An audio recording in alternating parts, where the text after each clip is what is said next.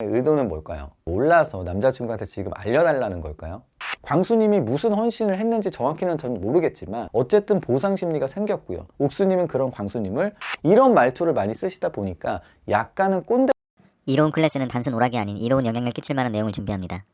안녕하세요, 이로운입니다. 오늘은 광수님, 옥수님 관련해서 얘기를 한번 해볼게요. 광수님이 데이트 선택을 받지 못한 채로 짜장면을 먹게 돼요. 관전자로 지내고 싶지 않다, 한 번 더 주인공이 되고 싶다, 이런 얘기도 했고요. 우선 어느 정도 광수님 목표는 달성을 하셨다. 데이트 위주로 육회가 편성이 됐는데도 여전히 광수님은 논란의 중심에 꿋꿋하게 서 계셨어요. 데이트를 마치고 온 영식님과 대화할 때도 은근 영수님이랑 가서 다행이다, 영수님은 이타적이어서 중도 포기할 수 있다, 자기만의 세상에 존재하는 그런 얘기들을 풀어내기 시작하는 거예요. 그리고는 영수님 데이트에서 돌아오니까 이것저것 물어보고, 또 불안하니까 다시 동맹이라고 믿는 영숙님 불러내고, 영숙님도 이번에는 참다 못해서 속 시원하게 말씀하시더라고요. 내가 어떻게 할 수 있는 부분이 아니다. 영숙님도 더 이상 안 되겠다 싶었는지 사실은 이렇다, 여자 출연자 분들에게 털어놓기까지 해요. 계속 광수님한테 불려다닌다. 얼마나 불편했으면 그랬겠어요. 광수님이 이걸 생각을 못한 거지. 이게 얼마나 이미지가 실추될 만한 일이에요. 여자 출연자들이 다 모인 데서 스스로 자초한 일이고 벌어질 일이 벌어진 것 뿐이다. 기본적으로 동맹이라고 하면 그래도 프렌드 존에는 어느 정도 걸쳐놓은 상태에서, 친밀도가 어느 정도 형성이 된 상태에서 해야 되는데 잘 알지 못하고 그닥 친해지지도 못한 상황인데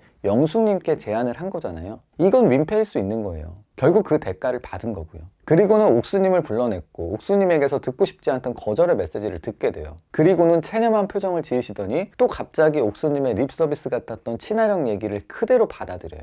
현숙님과 잘 맞지 않겠냐는 말에 그 자리에서 옥수님께 현숙님을 불러달라고 요청을 하고요. 거절을 당하자마자 당사자에게 다른 여자를 불러내달라고 말하는 게 사실 뭔가 상식적이지는 않잖아요. 뭐 옥수님한테 억하심정이 들어서 더 그랬는지, 아니면 진짜 현숙님과 지금 이 상황에서 뭔가 해볼 수 있을 것 같아서 그랬는지는 모르겠어요. 예상됐던 일이지만 다시 한번 현숙님께 단칼에 거절을 당하고요. 데이트로 구성된 육회에서 데이트도 하나 없었는데도 불구하고 정말 많은 이슈를 남긴 거예요. 특히 광수님이 남자 출연자분들에게 이런 얘기도 했었잖아요. 강압적이게 안 나오게 하려고 엄청 눌러가며 얘기했다. 정말 위험한 말이에요. 영식님과 한 대화, 그리고 영수님 데이트 끝나고 나서 영수님과 한 대화, 그리고 영숙님과의 대화, 그리고 대뜸 현숙님과의 대화. 기본적인 상대방에 대한 배려가 조금은 부족해요. 자신의 이득을 위해서 상대방의 희생은 당연시하는 그런 태도를 보인다는 거예요. 그리고 상대방의 의중을 잘 파악하지 못하세요. 여자들의 언어를 모른다고 하는 게 맞을 것 같은데요. 이 옥수님은 분명하게 다 말했다고 하는데 정작 광수님은 모르고 있는 거잖아요. 옥수님이 약간 돌려서 말한 것도 있지만 이 여자와 남자의 대화법이 애초에 다르기 때문에 광수님 성향을 봐서는 더더욱 어려웠을 수 있어요. 남자는 사실을 확인하고 무언가를 결정하기 위해서 대화를 하는 경우가 많거든요. 대화를 그런 방식으로 사용하는 거예요. 반면에 여자는 서로 상의하고 마음을 나누고 공감하기 위해서 대화를 한다고 보면 맞을 것 같아요. 그렇기 때문에 남자의 소통 방식은 직접적인 반면에 여자의 소통 방식은 간접적이거든요. 얼마나 간접적이냐면요, 예를 들면 여자친구한테 전화가 왔어요. 자기야, 나 야근하고 지금 끝나서 이제 집에 왔는데 집에 챙겨 먹을 게 없네. 그냥 자려고 하니까 또 배가 고프고 밖에 나가서 먹자니 귀찮고 나 어떻게 해야 하지? 이 여자친구분의 의도는 뭘까요? 나가서 먹고 올지 그냥 자야 될지 몰라서 남자친구한테 지금 알려달라는 걸까요? 아니에요. 나 야근하고 와서 힘들어. 집에 왔는데 먹을 것도 없어서 더 힘들고. 그러니까 내 마음을 알아줘. 항상 날 신경 쓰고 있다, 관심을 두고 있다는 걸 나한테 보여줘. 그런 거거든요. 옥수님도 마찬가지예요. 대화법이 알아듣게 분명히 얘기는 했다고는 하지만 광수님은 알아들을 수가 없는 거거든요. 광수님이 왜 절대 알아듣지 못하냐면요, 여자는 공감을 원하고요, 남자는 해결책 제시를 해주고 싶어 해요. 광수님 지금껏 매번 본 말투나 행동이 어땠어요?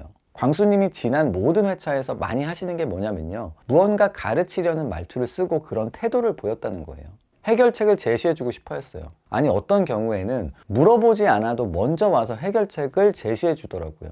영수님한테. 영수님은 또 광수님 덕분이었는지 바로 청출어람을 보여주시고, 광수님은 보통의 남자가 많이 하는 해결책 제시의 끝판왕이다. 인정을 받고 싶어하는 욕구가 크고요, 자신이 납득할 수 없으면 오기가 생기고, 뭔가 자신보다 상대방이 못해 보이면 그 생각을 그대로 드러내고, 자신이 시간을 투자해서 노력한 것만 기억하지 상대방이 어떻게 받아들이는지는 신경 쓰지 못해요. 상대방은 그 노력이 짐이 될 수도 있거든요. 그리고는 자신의 노력에 대한 보상 심리가 생겨버리고요. 너무 안타까운 상황들이 이어지고 있어요. 광수님 말투도 우리 뭐뭐 하는 게 어떨까? 뭐뭐 하는 게 좋을 것 같은데 이런 식으로 부드럽게 표현해주면 얼마나 좋아요. 그러니까 이거 해야겠네. 이런 거면 이렇게 해야지. 이런 말투를 많이 쓰시다 보니까 약간은 꼰대스럽게 비춰지기도 하고요. 특히나 여자분들과 대화를 잘하기 위해서는 공감을 잘해야 되거든요. 이번 회차에서 정말 놀랍게도 영수님한테서 그런 모습을 봤어요. 옥수님이 여기 솔로나라 올 때 한숨도 못 자고 왔다. 준비하느라고. 컨디션이 이렇게 안 좋을 수도 있구나 이런 생각을 했다. 그랬더니 영수님이 이렇게 공감을 해줘요. 그치, 피로는 쌓여있고 먹은 건 없고 하니까. 이뿐만이 아니라 옥수님 한 말을 그대로 다시 받아주더라고요.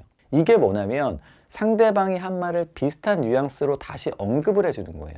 이게 공감의 기본이거든요. 광수님도 공감 요정 영수님처럼 이런 공감을 하는 연습을 좀 하시는 게 필요하지 않을까. 옥수님이 선택한 분이 영수님이라 다행이다. 안심이 된다. 광수님이 그러셨는데 광수님도 영수님 하시는 거 영상을 직접 보면요. 아마 놀라셨을 거예요. 사전 인터뷰 때 보니까 광수님이 연애를 유튜브로 배웠다 하셨는데 기본적인 공감 능력이 부족한 상태에서 스킬 위주로 배우다 보니까 뭐 느낌표니 따옴표니 이런 잘못된 습관이 들어버린 게 아닐까 싶어요. 보통 면접을 볼 때 면접관들은 워낙 뛰어나거나 능숙하지 않다면 오히려 하얀 도화지처럼 백지 상태인 분을 원하잖아요. 처음부터 올바른 방식으로 가르치면 되니까. 그런데 광수님은 그런 면에서 볼 때 이미 잘못된 색채가 묻어져 있는 도화지일 수도 있는 거예요. 그 점이 너무 아쉬워요.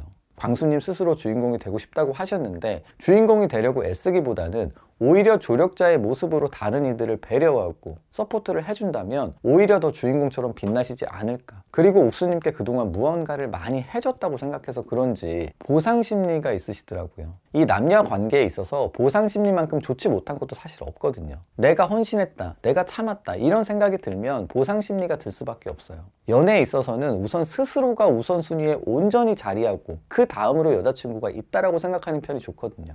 헌신이라는 것은 자기 희생을 기반으로 하기 때문에 분명 그 한계가 있고요. 그로 인해서 악영향이 있을 수밖에 없어요. 광수님이 옥수님께 어떤 자기 희생을 했고 헌신을 하셔서 그에 대한 보상심리가 생겼는지 저는 사실 잘 모르겠어요.